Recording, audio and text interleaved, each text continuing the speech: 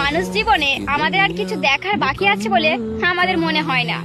জীবনে তো বাকিটুকু সবকিছুই দেখলাম, আর কি কি দেখতে হবে ভগবান।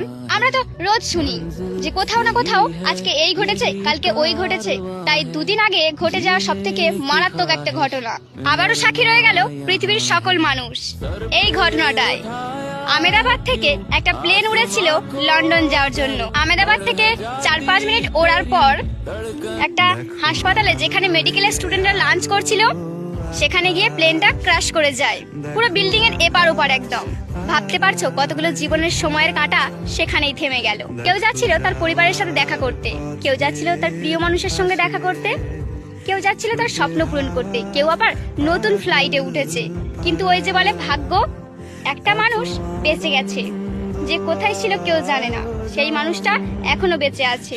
যেখানে যত মানুষ শুনেছে এই ঘটনা, সবার গা